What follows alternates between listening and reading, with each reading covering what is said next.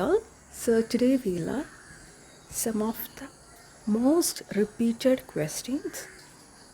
As I go through some of the PYQs, I have seen that they have asked these questions several times.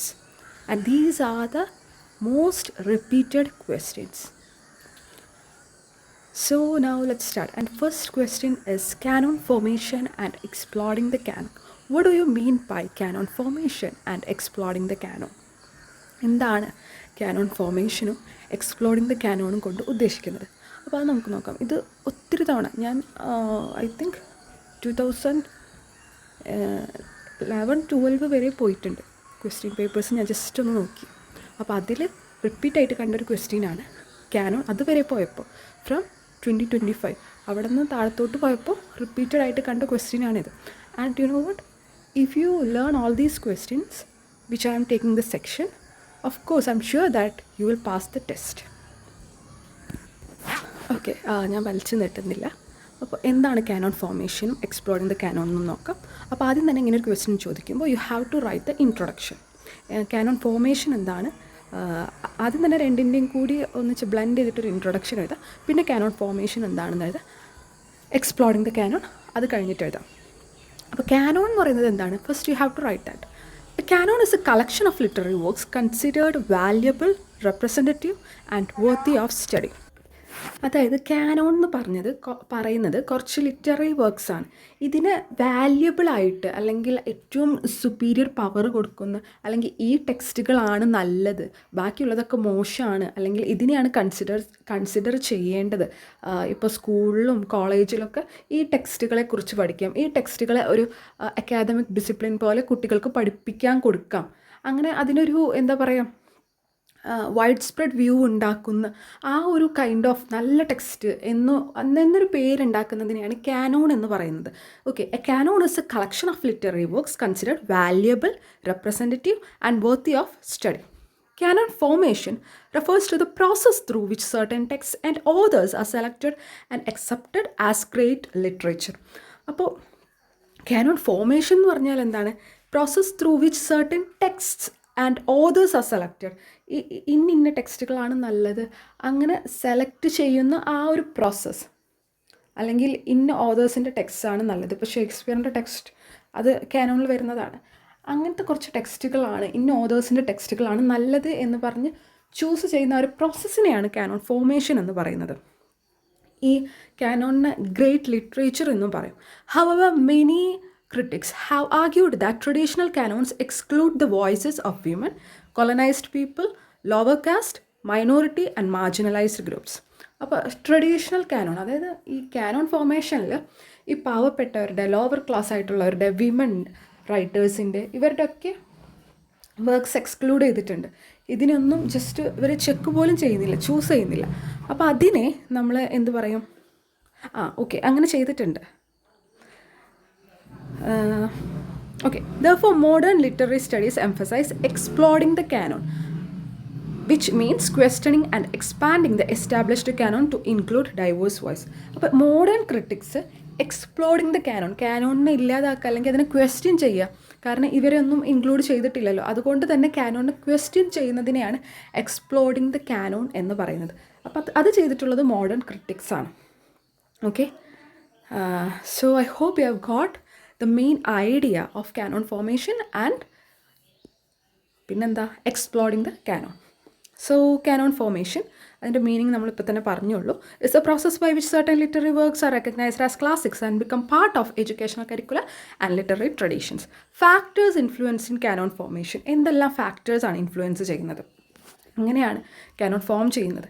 ഇതൊക്കെ എഴുതണം. Critical and academic approval, അതായത്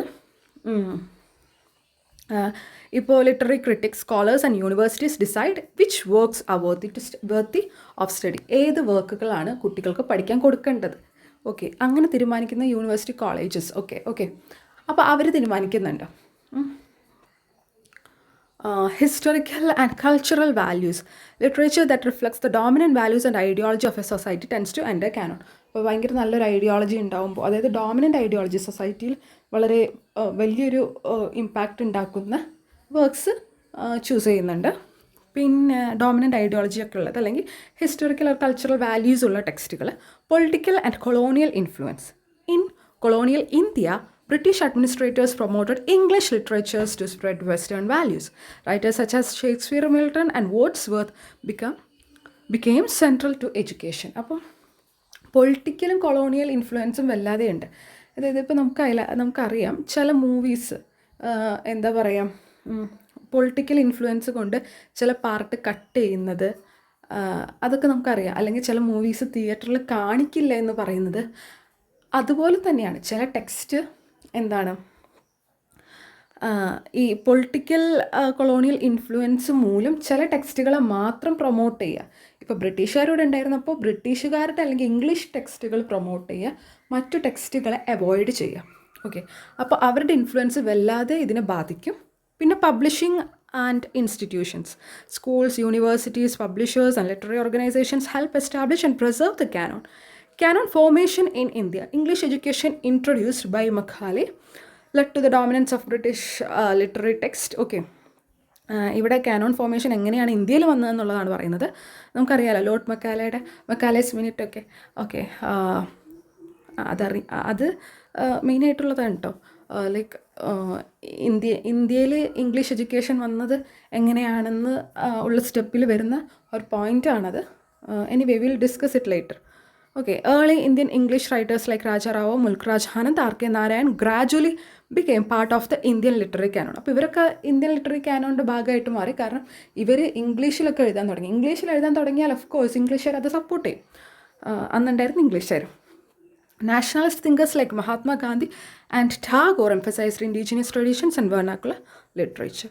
Limitations of the traditional canon. Traditional canon's limitations എന്തൊക്കെയാണെന്ന് നോക്കിയാൽ, privileges male, upper class and western writers, ignores women, Dalits, tribal community and minority voice, reflect colonial patriarchal ideologies present in literature from the perspective of dominant groups. അപ്പോൾ ഇവിടെ male അതുപോലെ തന്നെ upper class ആയിട്ടുള്ള western റൈറ്റേഴ്സിനായിരുന്നു പണ്ടുള്ള canon importance കൊടുത്തിരുന്നത്. സ്ത്രീകൾ, ദളിതന്മാർ, ട്രൈബൽ കമ്മ്യൂണിറ്റീസ് അവർക്കൊന്നും ഇമ്പോർട്ടൻസ് കൊടുത്തിരുന്നില്ല. ഓക്കെ, പിന്നെ എക്സ്പ്ലോറിംഗ് ദ കാനോൺ നമ്മൾ നേരത്തെ സൂചിപ്പിച്ച പോലെ challenging the fixed and exclusive nature of traditional literary canons and expanding them to include previously marginalised voices and forms of expression. അപ്പോൾ മറ്റേ കാനോണിന്, അതായത് ആദ്യം ഉണ്ടായിരുന്ന കാനോൺ ഫിക്സ്ഡ്, അതുപോലെ തന്നെ ട്രഡീഷണൽ ലിറ്റററി കാനോൺസ് അതിന് എന്ത് ചെയ്യാണ്, ചാലഞ്ച് ചെയ്യാണ്, അതിനെ വെല്ലുവിളിച്ചുകൊണ്ട് മറ്റുള്ള മാർജിനലൈസ്ഡ് വോയിസസൊക്കെ അവർ അവോയ്ഡ് ചെയ്തിരുന്നല്ലോ, അതിനൊക്കെ കൂട്ടി യോജിപ്പിച്ച് കൊണ്ടുവരുന്നതിനെയാണ് എക്സ്പ്ലോറിംഗ് ദ കാനോൺ എന്ന് പറയുന്നത്. Okay, reasons for exploring the canon എന്തൊക്കെയാണ്? Post colonial criticism. Post colonial thinkers question the dominance of European literature. European ലിറ്ററേച്ചറിന് മാത്രം മുൻപിൽ സുപ്പീരിയർ പവർ കൊടുക്കുന്നതിനെതിരെ അവർ സംസാരിച്ചു. Okay, then feminist criticism. Feminist exposed the neglect of women writers. Works by women began to receive equal attention. സ്ത്രീകളുടെ വർക്ക്സിനെല്ലാം equal attention കൊടുത്തു. Dalit and സബൾട്ടൻ studies അവർക്കും importance കൊടുത്തു, അവരുടെ വർക്ക്സിന് ഇമ്പോർട്ടൻസ് കൊടുത്തു. Multi culturalism, literature from different regions, languages, races, ethnic groups gained recognition. അപ്പോൾ പല ഭാഗത്തു നിന്നുള്ള ഇപ്പോൾ ആഫ്രിക്കൻ ലിറ്ററേച്ചർ ഉണ്ട്, അമേരിക്കൻ ലിറ്ററേച്ചർ ഉണ്ട്, അങ്ങനെ ഓരോ സ്ഥലത്തു നിന്നുള്ള ലിറ്ററേച്ചറിന് ഇമ്പോർട്ടൻസ് കൊടുത്തു. Popular and oral tradition, folk narratives, myth songs, oral performance like Harikatha and regional texts were accepted as literary text. അപ്പോൾ പണ്ട് ഈ മിത്തൊക്കെ നന്നായി എഴുതുമായിരുന്നു, അതുപോലെ ഫോക്ക് നെറേറ്റീവ്സ്. അപ്പോൾ അതൊന്നും കാനോണിൻ്റെ ഇതിൽ ഉൾപ്പെടുത്തിയിരുന്നില്ല, പക്ഷേ ഇപ്പോൾ അതിനെല്ലാം ഇമ്പോർട്ടൻസ് കൊടുത്തു. Exploring the Canon in India. Mahatma Gandhi in Hind Swaraj, Gandhi opposed blind imitation of Western culture. He emphasized Indian civilization and vernacular languages. അപ്പോൾ ഗാന്ധിജി ഹിന്ദ് സ്വരാജ് എന്ന് പറയുന്ന ഗാന്ധിജിയുടെ വർക്കിൽ മറ്റേതിനെ ഒപ്പോസ് ചെയ്തു. എന്തിനു ഒപ്പോസ് ചെയ്തു?